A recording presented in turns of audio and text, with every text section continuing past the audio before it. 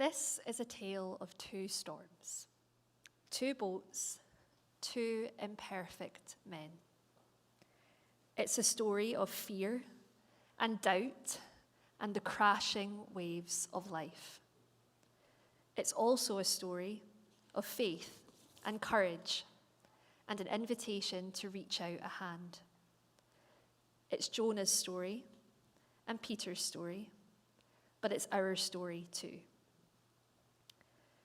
In many ways, these are quite different stories.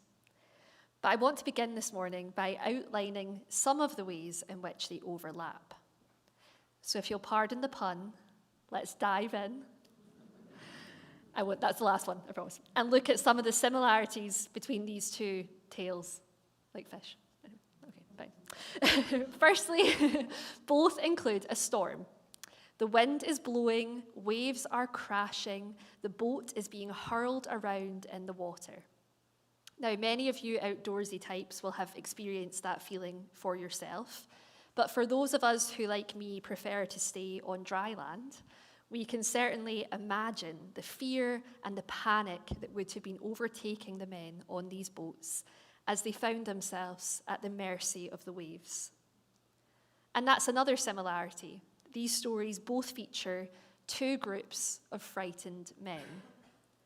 We have the sailors on the ship with Jonah and the disciples in their fishing boat with Peter.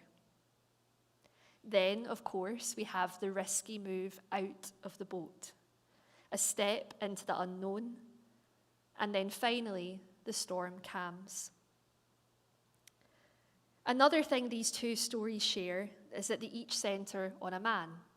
We have Jonah and we have Peter. One has a reputation as a runaway, the man who fled from God so forcefully that he had to be swallowed by a fish to get him to return. The other is a disciple who denied Jesus, who despite his earnest and enthusiastic love of his Lord, fell at the first hurdle when things got tough. Both of these men knew God and loved God in their own way, but they stumbled and struggled. As Angela has just read for us, Jonah felt a call from the Lord, and in this call, the Lord commanded him to go to Nineveh. And Nineveh was a hostile environment. The Ninevites were known for being violent and dangerous. When God describes this as a city of great evil, it's easy to assume that Jonah was just scared to go. But later on in the book of Jonah, we learn he didn't actually want to go because he didn't want the Ninevites to be able to redeem themselves. So he says in chapter 4 that he knew God was merciful and that he would forgive the Ninevites. And Jonah had his own sense of justice and fairness and what that would look like. And he didn't want the forgiveness to be extended to these people that he considered enemies.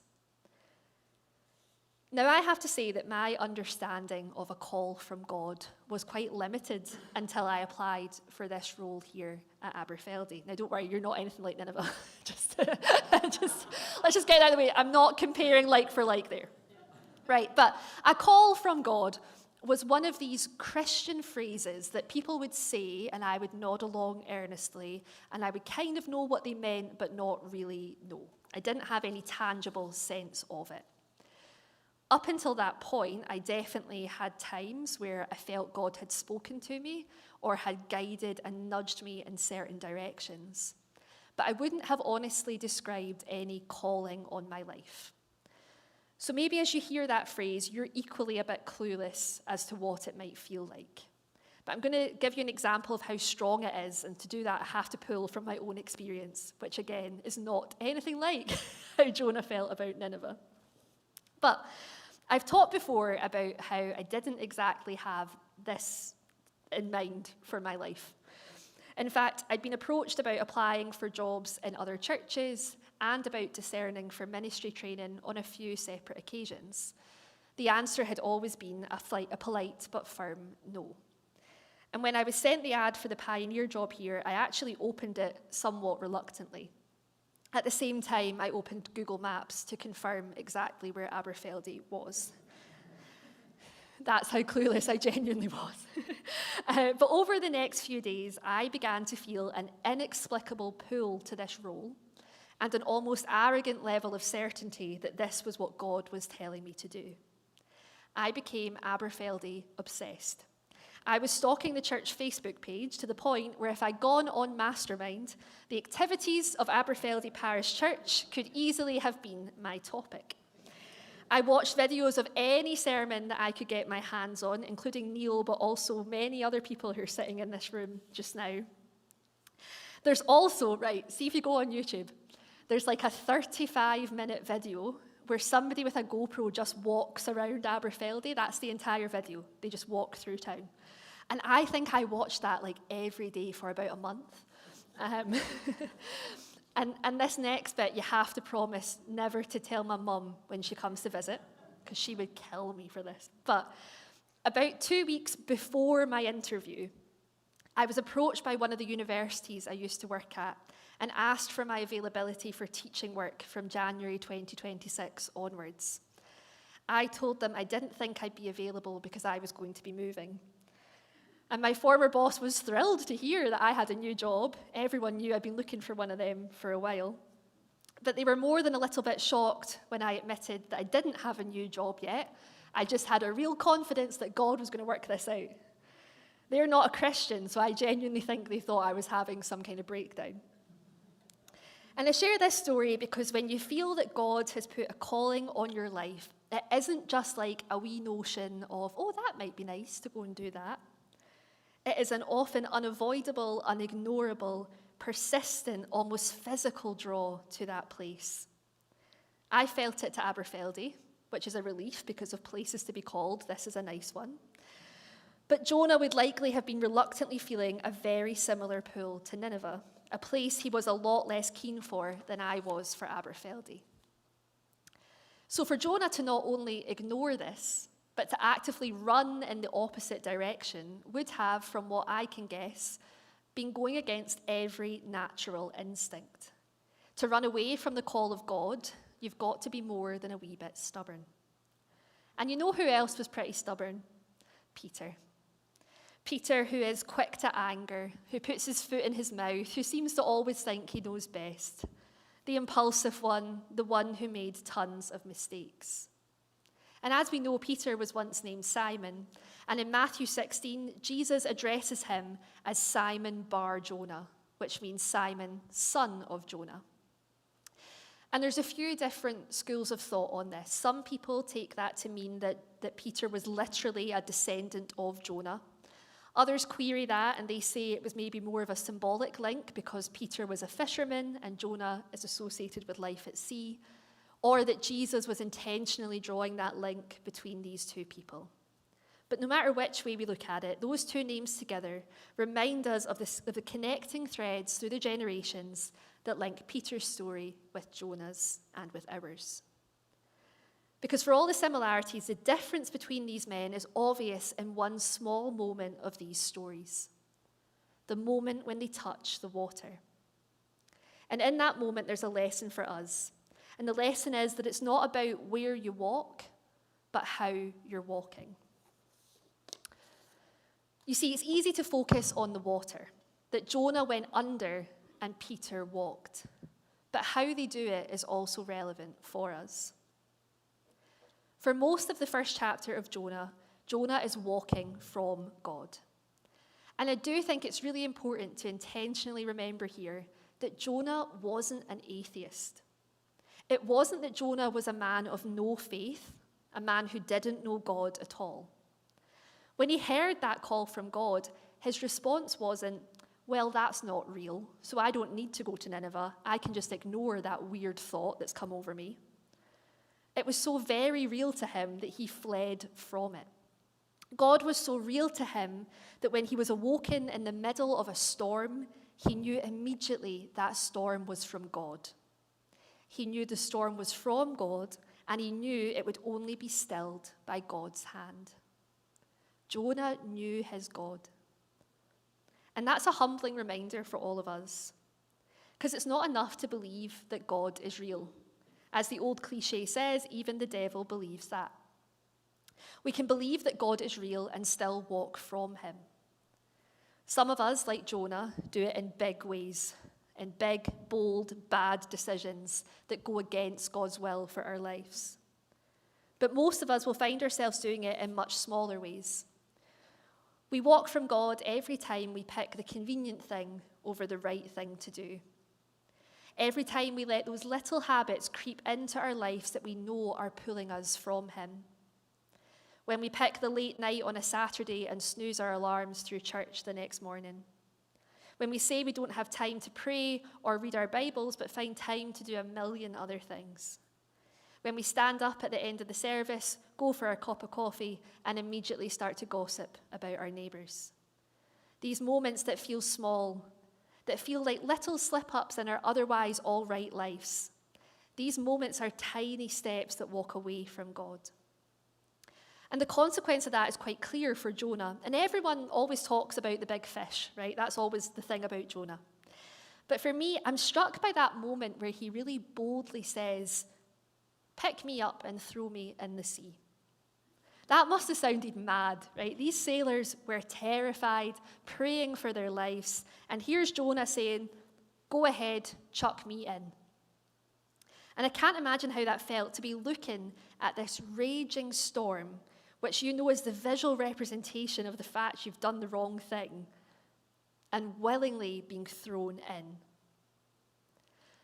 Jonah does not say, "Pick me up, throw me in the sea because I know I won't drown. Throw me in the sea and the hand of God will swoop down and save me." He doesn't say that. He says, "Throw me in and the sea will calm." He's willing to be thrown into the waves and face the wrath of a God whom he had ignored, because as that passage in chapter 4 tells us, he knew God was merciful. He knew that God's plan wasn't always the same as his, so he must have known there was a chance that the plan would involve him drowning. But he knew it was better to drown with God than to try to swim alone. Jonah has that confidence because he knows in this moment when he hits the water, he is turning to God. He'd been walking from him, and now he's walking to him. It's Jonah's belief that makes him willing to go under, and it's Peter's belief that makes him able to walk. And Jonah's step overboard was a leap of faith, but so too is the one that Peter takes in the passage from Matthew. He's in a different position to Jonah. He's on this boat trip not to run from Jesus, but because Jesus had told him to get in the boat. And Peter had been saying yes to Jesus for a while by that point. Since the day he laid down his fishing net, he'd been on adventures with Jesus and gone all in on life as a disciple. That day on the boat was no exception. And as the disciples cowered in fear, it's unsurprising to me that it was the sometimes impulsive and rash Peter who had the courage to step forward. But Peter has something that Jonah didn't. He's walking directly towards Jesus.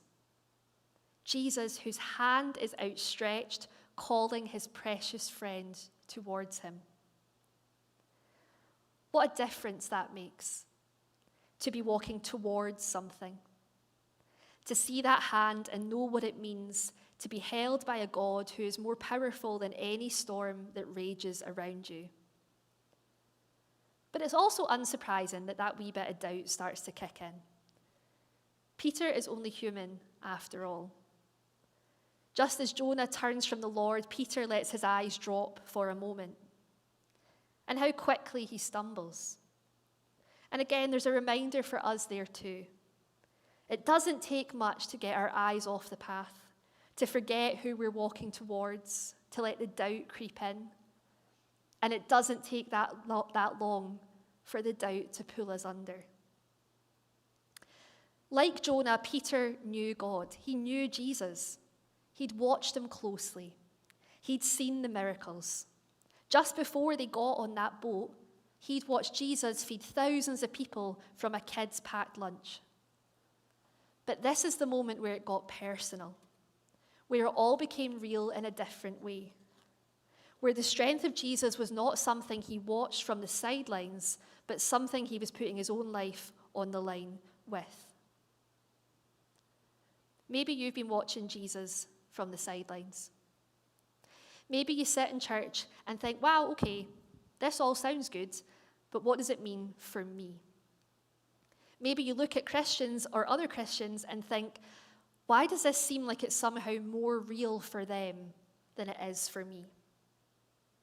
I want you to know this morning that Jesus is reaching out his hand. But you'll only know what it feels like to walk with him if you first walk to him. You've got to be willing to get out of the boat. You've got to be willing to surrender it all to him.